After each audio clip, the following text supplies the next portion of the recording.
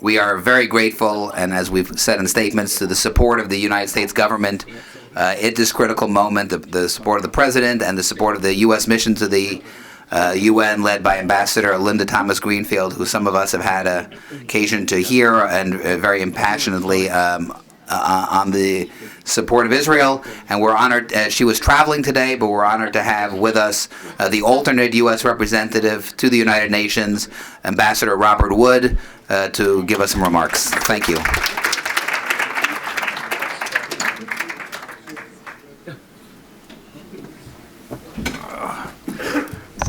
Good afternoon, everyone. Thank you very much, Executive Director Block. It's really an honor and a pleasure to be here at the AZM conference. October 7, obviously none of us will forget what happened on that horrific day. It still lives with us and will live with us for probably the rest of our lives. What I can tell you is from many of the conversations I've had at the UN, the world is horrified by what happened on October 7th. And frankly, we will not rest here at the U.S. mission until the immediate and unconditional release of all of the hostages is achieved. You can count on that. As I think many of you know too, President Biden and Secretary Blinken have been involved in some very, very intensive diplomacy, both of whom have traveled to the region to achieve this goal, and of course to prevent this war from spilling over to neighboring countries. Also, I don't think this needs to be said, but I think in these times it needs to be reaffirmed that the United States' commitment to Israel's security is ironclad, absolutely ironclad.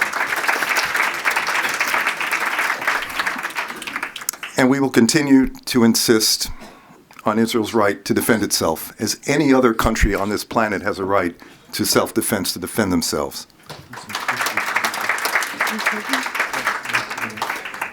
As you know, many at the U.S. mission and from other countries have been involved in the effort to try to fight the clear anti-Israel bias that permeates the UN system. I've mentioned this to a few already this afternoon. It's something that we fight against every day. A lot of it is subtle. Some of it isn't subtle. And we will continue to carry on that fight. We have continued to exercise our veto on texts that we feel are unbalanced and don't give a fair treatment to Israel's security needs.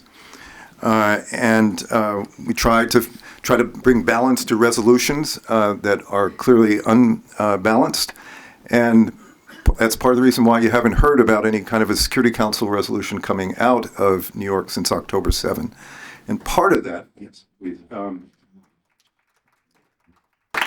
Part of that is you have some countries that are dedicated to, that are unwilling to recognize that Hamas is a terrorist organization. And we will continue to insist that Hamas be called out for what happened on October 7th. And we will also continue to oppose one-sided resolutions in the UN General Assembly. And this is moving away from the Security Council. The General Assembly is a place where you have, one country, one vote. And the Arab group has been very, very, I have to give them credit. They've been very successful in kind of galvanizing much of the global South. But again, there is a good, strong number of countries that believe, as does the United States, that it is important to understand the history of this conflict, to understand that it is not the one-sided narrative coming from some just isn't acceptable, and we'll continue to fight to make sure that Israel's voice is heard loudly in these UN discussions. By the way, Israel has a great, loud voice here in New York, Gilad Erdan, and I'm proud to call him not only friend, but sort of brother from another mother. And he is a strong advocate for Israel here, and we always work closely with him, and we're very pleased to have him here in New York, and everyone in this room should be as well. Last week, the U.S. joined with a number of other countries to vote against a slate of resolutions in the so-called Fourth Committee that contained problematic language that did nothing to advance negotiations between Israelis and Palestinians. and held Israel to a standard that's not expected of any other member state. And that's just not tolerable. Let me say a couple of words on anti-Semitism. It's obviously something we're seeing around the world. But what to me is so fundamentally problematic, in this city with a large Jewish population, you have such anti-Semitism.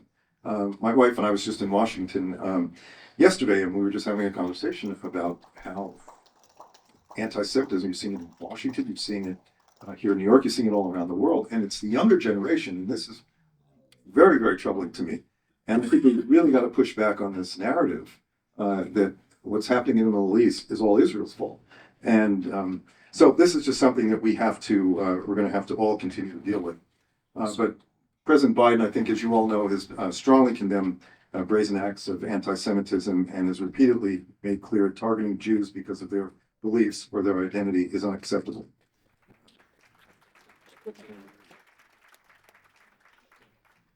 One of the things that the president is making sure that the government is focused on right now is the rollout of our national strategy to counter anti-Semitism. And make no mistake, we will continue to speak out against hate of every dimension. In coordination with the U.S. Special Envoy to monitor combat anti-Semitism, I think you all know Ambassador Lipstadt, the U.S. mission to the UN is working closely with the United Nations Alliance of Civilizations, UNAOC, on the creation of a UN action plan to combat anti-Semitism.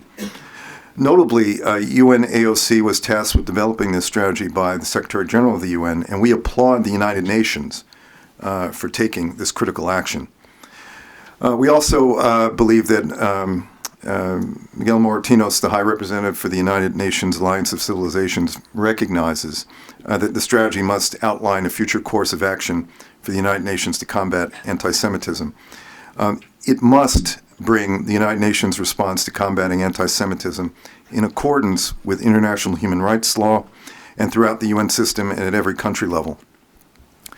So, friends, colleagues, as we witness this rise of anti-Semitism globally, we are hopeful the UNAOC will release a robust plan soon, as combating anti-Semitism, as I've said, is more critical than ever. And let me just close by saying that, and I think you all know this, the pain that Jews and Israelis are suffering right now is shared by all of us. And let me just say one last line. We stand with Israel, now and forever. God bless all of you.